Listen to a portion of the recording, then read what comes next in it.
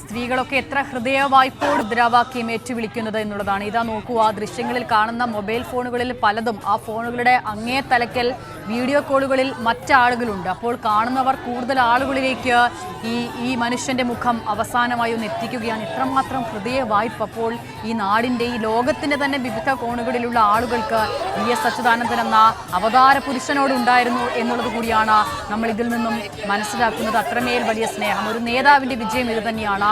സ്ത്രീകൾ അദ്ദേഹത്തെ ഇങ്ങനെ ഏറ്റെടുക്കുകയാണ്, കുട്ടികൾ അദ്ദേഹത്തെ ഇങ്ങനെ ഏറ്റെടുക്കുകയാണ്, പുതിയ തലമുറ അദ്ദേഹത്തെ ഇങ്ങനെ ഏറ്റെടുക്കുകയാണ്. ഇപ്പോൾ നമ്മൾ ഈ വിലാപയാത്രയുടെ കാഴ്ചയിൽ കാണുന്ന മറ്റൊരു തലമുറ, ഈ പുതിയ തലമുറ എന്ന് വിശേഷിപ്പിക്കാവുന്ന, യുവാക്കളെന്ന് വിശേഷിപ്പിക്കാവുന്ന ഇവരുടെയൊക്കെയും ഓർമ്മകളിൽ പോലും ഒരുപക്ഷെ, അല്ലെങ്കിൽ നേർത്ത ഓർമ്മകളിൽ മാത്രമായിരിക്കും VS മുഖ്യമന്ത്രിയായിരുന്ന കാലമൊക്കെ ഉണ്ടാകുക.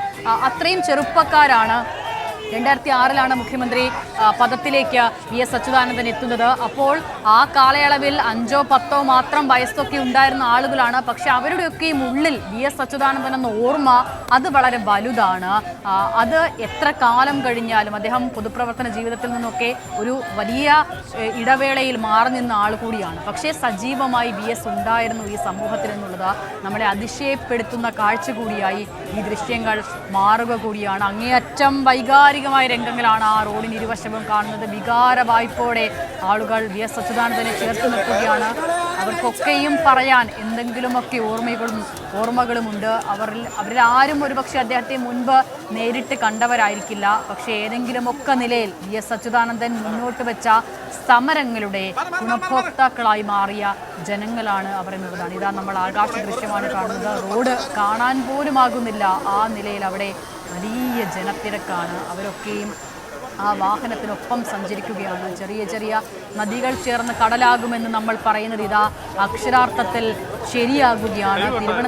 തിരുവനന്തപുരം പോലൊരു നഗരത്തിലാണ് VS അച്യുതാനന്ദനെ പോലൊരു നേതാവിനെ കാണാൻ ഇത്രമാത്രം ആളുകൾ എത്തിച്ചേരുന്നത് എന്നുള്ളതാണ്. ഇതിൽ ഉറപ്പായും ഈ നാട്ടിൽ തിരുവനന്തപുരത്ത് ഉള്ളവർ മാത്രമല്ല, നാടിൻ്റെ തന്നെ, കേരളത്തിൻ്റെ തന്നെ വിവിധ തുറകളിൽ നിന്നും VS അച്യുതാനന്ദനെ അവസാനമായി കാണാനായി എത്തിയവരാണ്. ദർബാർ ഹാളിലേക്ക് പൊതുദർശനത്തിൽ വലിയ തിരക്ക് നമ്മൾ കണ്ടതാണ്. അപ്പോൾ ഒരുപക്ഷെ അതായിരിക്കും ഏറ്റവും വലിയ തിരക്കെന്ന് നമ്മൾ കരുതി. ഇന്നലെ AKG സെൻറ്ററിലെ കാഴ്ചകൾ കണ്ടപ്പോൾ ഇതിൽ കൂടുതൽ ആളുകൾക്ക് എങ്ങനെ ഒരു മനുഷ്യനെ കാണാനായി എത്താനാകുമെന്ന് നമ്മൾ അത്ഭുതപ്പെട്ടു. പക്ഷേ ആ അത്ഭുതത്തെയൊക്കെ മാറ്റി നിർത്തുന്ന തരത്തിലാണ് ഇന്ന് രാവിലെ ദർബാർ ഹാളിലെ ദൃശ്യങ്ങൾ കണ്ടത്. അപ്പോഴും നമ്മൾ വിചാരിച്ചു ഏകദേശം ആളുകളൊക്കെയും പൂർണ്ണമായും ദർബാർ ഹാളിലെത്തി VSനെ, അവരുടെ പ്രിയപ്പെട്ട നേതാവിനെ കണ്ടിട്ടുണ്ടാകുമെന്ന്. പക്ഷേ വീണ്ടും അതിശയിപ്പിക്കുന്ന തരത്തിൽ ജനങ്ങളിതാ അവരുടെ നേതാവിനെ ഇങ്ങനെ ഹൃദയത്തിലേറ്റുവാങ്ങുകയാണ്. ആ മുദ്രാവാക്യം വിളികളോടെ VS അച്യുതാനന്ദൻ എന്ന നേതാവിനെ അവർ അന്ത്യാഭിവാദ്യം നേരുകയാണ്. അന്ത്യയാത്രയാണ്. VSന്റെ തട്ടകമായിരുന്ന തിരുവനന്തപുരം.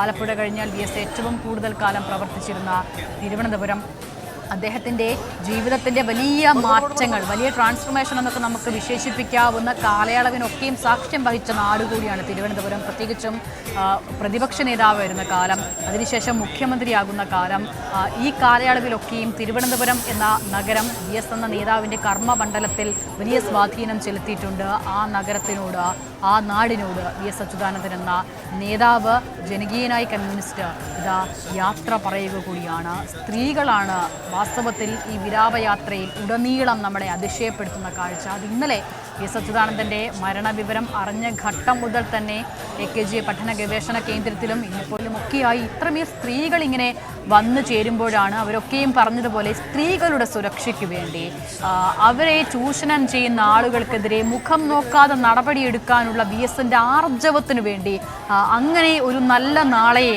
അവർക്കൊക്കെയും സമ്മാനിക്കുന്ന തരത്തിൽ, പേടി കൂടാതെ പൊതുനിരത്തുകളിൽ സ്ത്രീകൾക്ക് ഇറങ്ങി നടക്കാവുന്ന തരത്തിൽ ഈ നാടിനെ മാറ്റാനുള്ള പോരാട്ടങ്ങൾക്ക് നേതൃത്വം നൽകിയ വ്യക്തി എന്നുള്ള നിലയിൽ അവരൊക്കെയും VSനെ സ്നേഹവായ്പോടെ നെഞ്ചോട് ചേർക്കുകയാണ്. അതിനോടൊപ്പം തന്നെയാണ് പരിസ്ഥിതിക്ക് വേണ്ടിയുള്ള VSന്റെ പോരാട്ടങ്ങൾ. 80 വയസ്സിന് ശേഷവും VS കയറിയിറങ്ങിയ മലകൾ, VS താണ്ടിയ കുന്നുകൾ, VS താണ്ടിയ ദൂരങ്ങൾ, മലഞ്ചെരുവുകൾ, മലയോരങ്ങൾ, ഇതൊക്കെയും നമ്മളെയൊക്കെ അത്ഭുതപ്പെടുത്തിയിട്ടുണ്ട്, അതിശയപ്പെടുത്തിയിട്ടുണ്ട്. 80 വയസ്സിന് ശേഷം ഹിന്ദി പഠിക്കാനായി പുറപ്പെട്ട VS അച്യുതാനന്ദനെ കുറിച്ച് ഇന്നലെ അദ്ദേഹത്തിൻ്റെ ജീവചരിത്രകാരൻ KV സുധാകരൻ പറയുന്ന ഓർമ്മകൾ കൂടി നമ്മൾ കേട്ടു. ഇത് നോക്കൂ, ആ മനുഷ്യൻ.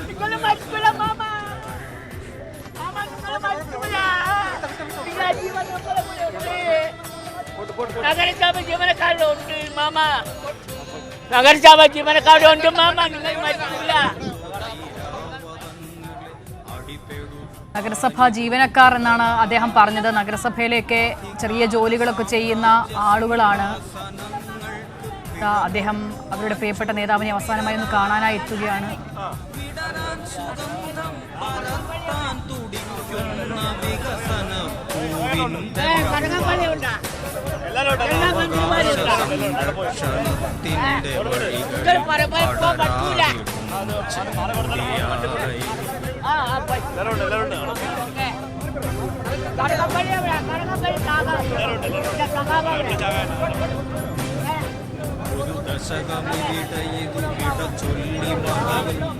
ഇതെന്തൊരു കാഴ്ചയാണിത്. വി എസ് അച്യുതാനന്ദൻ അല്ലാതെ മറ്റാർക്കുണ്ടാക്കാൻ കഴിയുന്നൊരു കാഴ്ചയാണിത്. വാസ്തവത്തിൽ വി എസിൻ്റെ വിടവാങ്ങൽ ഹൃദയത്തെയൊക്കെ ഇങ്ങനെ വേദനിപ്പിക്കുമ്പോഴും ഈ കാഴ്ചകൾ അത് ഹൃദയം നിറയ്ക്കുന്നതാണ്, കണ്ണുകൾ നിറയ്ക്കുന്നതാണ്. തൊണ്ടയിടറിക്കൊണ്ടല്ലാതെ അതിനെക്കുറിച്ച് സംസാരിക്കാനാകാത്തതാണ്. ആ മനുഷ്യരെ പോലെ ഇത്ര സാധാരണക്കാരായ ആളുകൾക്ക് ഞങ്ങളുടെ നേതാവ്, അദ്ദേഹം വി എസ് മാമൻ എന്നാണ് പറഞ്ഞത്. അപ്പോൾ ഒരു കാലത്ത് ആളുകൾ സ്നേഹവായ്പോടുകൂടി വിശേഷിപ്പിച്ചിരുന്നൊരു വിളി കൂടിയായിരുന്നു. അച്ചുമാമൻ എന്നൊക്കെ വിളിക്കുന്ന കുട്ടികളെ നമ്മൾ ഒരുപാട് കണ്ടിട്ടുള്ളതാണ് ഈ നാട്ടിൽ. അപ്പോൾ അതുപോലെ തന്നെ അദ്ദേഹവും ആ വിളി ഏറ്റുവാങ്ങുകയാണ്. അങ്ങനെ എത്ര വിളികളാണ്, സ്നേഹപൂർവ്വമായ എത്ര വിശേഷണങ്ങൾ, എത്ര അഭിസംബോധനകൾ സ്വന്തമായി ഉണ്ടായിരുന്ന മനുഷ്യനാണ്. ഓരോരുത്തർക്കും ഓരോന്നായിരുന്നു വി എസ് എന്നുള്ളത് കൂടി ഈ ദൃശ്യങ്ങൾ, ഈ കാഴ്ചകൾ നമ്മളോട് പറയുകയാണ്.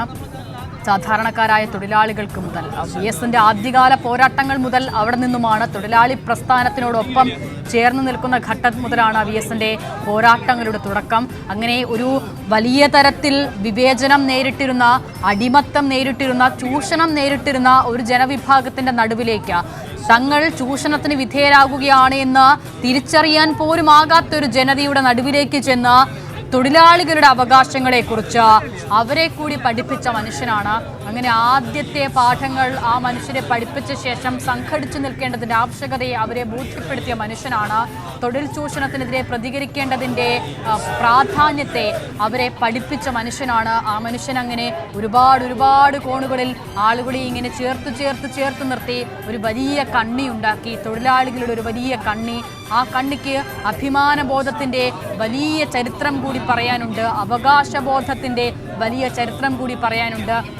അതിൻ്റെ ഏറ്റവും അവസാനം ആ കണ്ണികളിൽ ചേർന്ന മനുഷ്യനെയായിരിക്കണം അല്പം മുമ്പ് നമ്മൾ കണ്ടത്. മാറി നിൽക്കാനാകില്ല, ഈ കാഴ്ചയിൽ നിന്നും മാറാനാകില്ല എന്ന് ആ മനുഷ്യൻ ഹൃദയവായ്പോടുകൂടി പറയുമ്പോൾ ഇതിനേക്കാൾ മനോഹരമായ ഒരു യാത്രയയപ്പ് ഒരു കമ്മ്യൂണിസ്റ്റിന് വാസ്തവത്തിൽ കിട്ടാനില്ല എന്നതുകൂടി നമ്മൾ പറയുകയാണ്. സാധാരണക്കാരായ ജനങ്ങളാണ്. മാധ്യമങ്ങളുടെ വാഴ്ത്തുപാട്ടുകളിലൂടെ വളർന്നു വന്ന നേതാക്കളല്ല ഇവരാരും എന്നുള്ളതാണ് ഇതിൽ ഏറ്റവും പ്രധാനപ്പെട്ട കാര്യം. മാധ്യമങ്ങൾ എല്ലാ കാലവും അതിനിശിതമായി വിമർശിച്ച നേതാക്കൾ കൂടിയാണ്. ഇന്നിപ്പോൾ വി എസിനെ പോലുള്ള നേതാക്കളൊക്കെയും വിടവാങ്ങുമ്പോൾ വി എസിൻ്റെ ജനകീയത അവരൊക്കെയും ആവർത്തിച്ച് പറയുന്നുണ്ട്. പക്ഷേ ജീവിച്ചിരുന്ന കാലയളവിൽ അതിക്രൂരമായ വേട്ടയാടലുകൾക്ക് കൂടി ഇരയാക്കപ്പെട്ട നേതാക്കളാണ് ഇവരൊക്കെയും. അപ്പോൾ മാധ്യമങ്ങളുടെ അത്തരം വേട്ടയാടലുകൾക്കിടയിലും എന്താണ് തങ്ങൾ മുന്നോട്ട് വയ്ക്കുന്ന ആശയം എന്നുള്ളത് അവർ ജനങ്ങളുമായി എങ്ങനെ സംവദിച്ചു എന്നതിൻ്റെ ഏറ്റവും മികച്ച ഉദാഹരണമായി ഈ കാഴ്ചകളും ഈ ദൃശ്യങ്ങളും മാറുക കൂടിയാണ്. എല്ലാ കാലവും വി എസിൻ്റെ നാവിൻ്റെ ചൂടുകൂടി അറിഞ്ഞിട്ടുള്ളവരാണ് കേരളത്തിലെ മാധ്യമങ്ങളായാലും പ്രതിപക്ഷത്തെ നേതാക്കളായാലും. ഒരു തെരഞ്ഞെടുപ്പിനെ വന്ധ്യവയോധികനായ വി എസിനെ പോലെ ഒരാളാണോ നയിക്കേണ്ടത് എന്നുള്ളത് അദ്ദേഹത്തിൻ്റെ പ്രായത്തെ ആക്ഷേപിക്കുന്ന തരത്തിൽ രാഹുൽ ഗാന്ധിയെ പോലൊരു നേതാവ് പറയുമ്പോൾ തലനരയ്ക്കുവതല്ല എൻ്റെ വാർദ്ധക്യം, തലനരയ്ക്കുവതല്ല എൻ്റെ വൃദ്ധത്വം എന്ന് തുടങ്ങുന്ന എല്ലാ കാലവും വി എസിലൂടെ മാത്രം നമ്മൾ കേൾക്കുന്ന വരികൾ. വാസ്തവത്തിൽ അതിന് മറ്റൊരു ശില്പിയുണ്ട്, പക്ഷേ അദ്ദേഹത്തെ നമുക്കറിയില്ല. ആ വരികൾ എല്ലാ കാലവും നമുക്ക് വി എസിനോടൊപ്പം ചേർന്ന് നിൽക്കുന്നതാണ്. അങ്ങനെ കടുത്ത ഭാഷയിൽ വി എസിൻ്റെ നാവിൻ്റെ ചൂട് രാഹുൽ ഗാന്ധി ഉൾപ്പെടെയുള്ള നേതാക്കൾ അറിയുകയും ചെയ്തിട്ടുണ്ട്. അത് മാധ്യമങ്ങളും പലകുറി അറിഞ്ഞിട്ടുണ്ട്. അപ്പോൾ അങ്ങനെ ഒരു നേതാവ് കൂടിയായിരുന്നു വി എസ് അച്യുതാനന്ദൻ.